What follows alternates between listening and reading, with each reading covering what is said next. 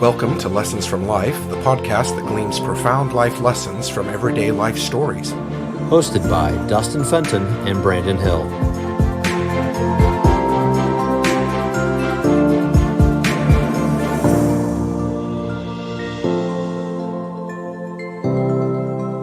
Dustin and I recorded the episode you're about to hear a couple of weeks ago, and today, in preparation for the final edit, we are dealing with coronavirus across our country and across the world.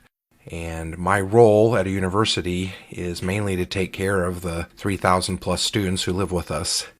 And as I listened to this again tonight for the final time, I realized these are lessons that I needed to hear again myself as I help to prepare our community to deal with the next few weeks of what the coronavirus is going to mean for all of us.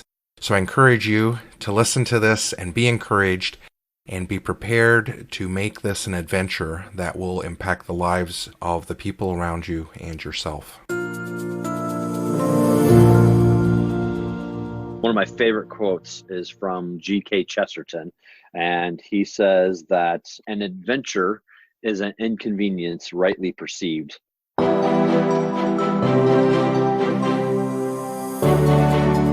now, here are your hosts, Dustin Fenton and Brandon Hill. Hey, Brandon, how's it going this week? Oh, I'm doing pretty good. Good to hear from you again. This has become quite the tradition. We're hoping our audience enjoys this as well. Our get-togethers just to learn from each other on stories, and we're looking forward to hearing from some of you and some of your stories. But today, I have a story that I would like to share with you. Are you ready? Oh, I'm ready, Dustin. I can't wait to hear it. My current role is that I am the director of a camp in southern Indiana.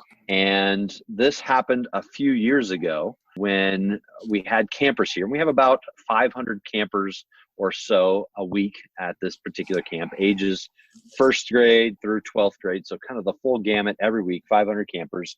And alongside of that, we have about 200 staff members. So about 700 people on property, on camp, that I am responsible for. And in southern Indiana, if you know anything about southern Indiana, it is rainy and stormy in the summer and humid. And that humidity builds and brings with it sometimes fairly violent storms. And this particular June evening, as it were, we were tracking a storm that was coming out of Chicago. And we're about 4.5 hours drive south of Chicago, and this particular storm was en route toward us, and it had with it all kinds of tornado watches, tornado warnings, thunderstorm watches, thunderstorm warnings. It was a pretty violent storm. Lots of hail reported with that, a lot of wind. Obviously, some tornadoes were happening out of that as well. And it was about 10 o'clock and the campers were headed toward bed. And a group of us were trying to make a decision on what we should do to provide the best safety and the best experience for the campers. If we had to move them, we had to move them into a space that wouldn't be normal beds. They'd be kind of clustered together in a couple of different areas, and we would be asking them to sleep on, harder mats as opposed to more comfortable mattresses. And so the couple of us that were there looked at the storm and thought at about 10:30 our best move was to take all 500 campers and round them up from across about 400 acres of property and to bring them to those centralized locations so that they would be protected from in case of any storm, as opposed to being in their cabins, which, have trees around them and things along those lines that if there are a wind or something along those lines, the tree could uproot or some other, tornado or something along those lines could happen. And so a centralized location was just a better option to do that. We get finally everybody in their spot about 11:45. So it takes a little while to get everyone. We had this, kind of action plan to do it as quickly as possible, getting the younger kids first and then getting the older kids who could, withstand a little bit later bedtime that evening. And by the time we had everybody in and kind of settled down, it was about 1:15 till midnight. And as we tracked the storm, it was about 3 hours away and still looked on target to hit us. We have people kind of watching every hour or so overnight, making sure what's happening with that.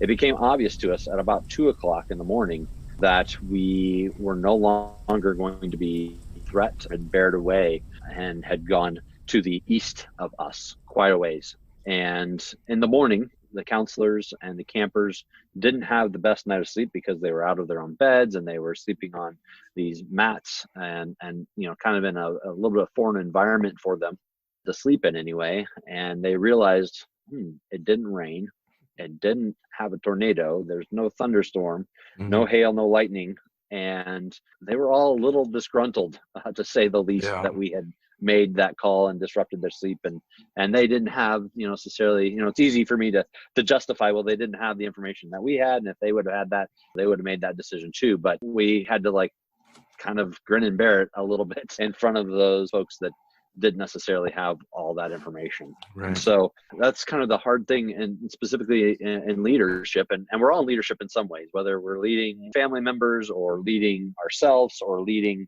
somebody at a workplace or ministry or whatever the case may be. We're all in leadership in some capacity, and hindsight is always 20/20. But when you're in leadership, it's hard to say that and justify it that way. So that's my story, and I don't know that I've got a lot of lessons pulled out of it from just yet, but I'd be interested to hear what you had to think about it.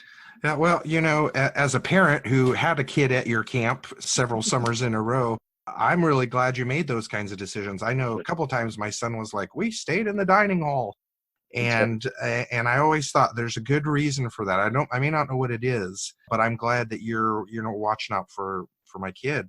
And so I think when you are in leadership, you have to think about other people as well. And while you may choose to take some risk yourself, when you're in leadership, you have to think about the risk that you're putting other people in. I think you made the right decision, particularly as a parent. I'm also thinking about the opposite of leadership, which is followership.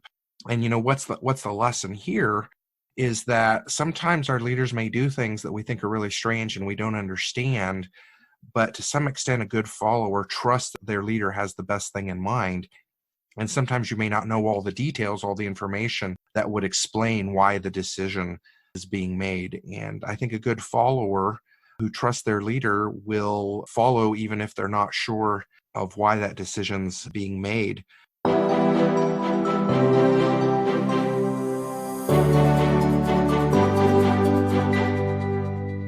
I was on a hike trip once with a bunch of students, and I saw a rattlesnake in the path. I was the 8th person in line at the end of the group, and 4 people had already walked over the top of it. And so I just yelled, "Stop!" to everybody. And amazingly enough, all the kids stopped. I didn't think they would, but I think they heard the fear in my voice, and it really stopped the 5th person from stepping on the rattlesnake. And I didn't have time to say, "Everyone, there's a rattlesnake, please stop." I just had to yell stop, and they had to trust me enough to obey in that situation.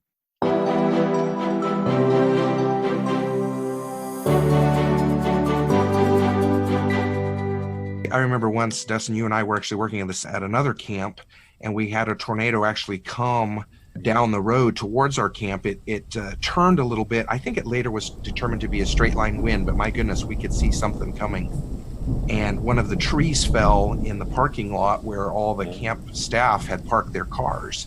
But earlier in the day, we had planned an event to be held in that parking lot. So we told everybody to move their cars. And the staff weren't too happy about having to move their cars out from the trees and park them in the sun. But later, when we saw that this massive tree had landed right where all their cars would have been, we were really thankful. So that wasn't even hindsight. I think that was just pure luck in some regard.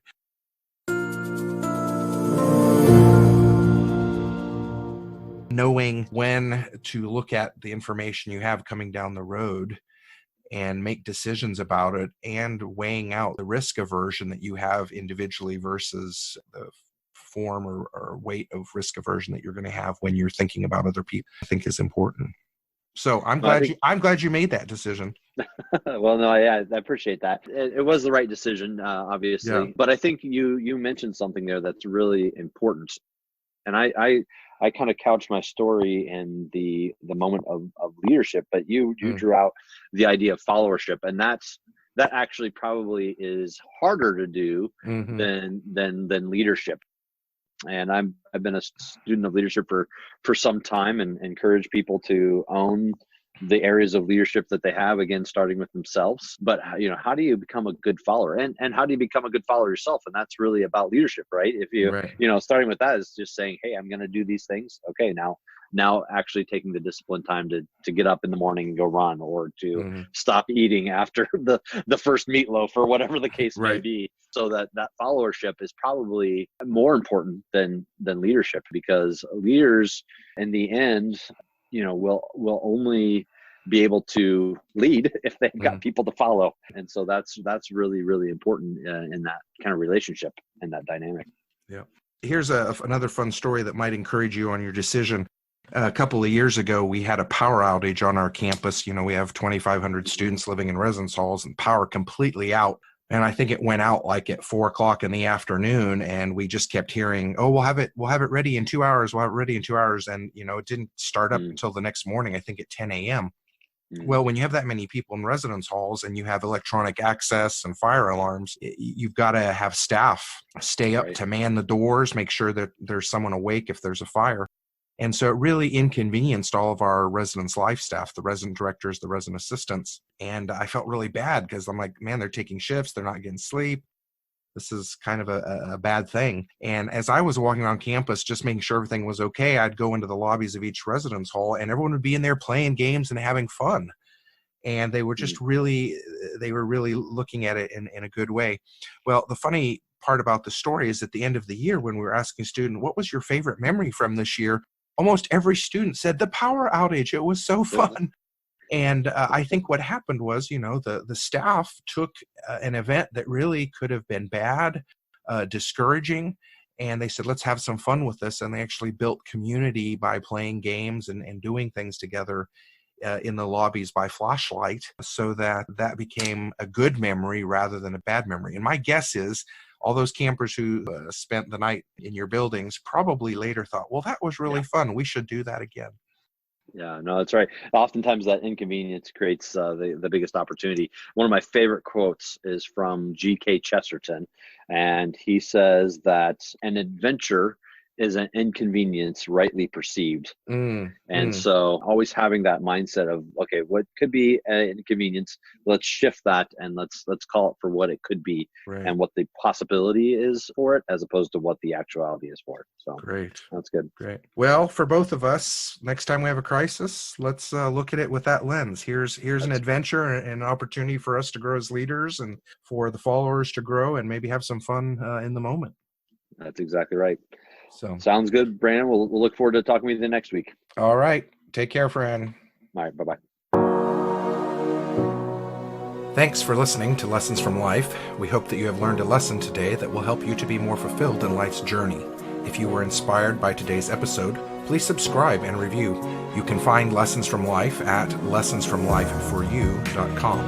That is with the number 4 and the letter U. You can also find links to all of our social media on our website. We would love to hear the valuable lessons that you have learned from your life experiences.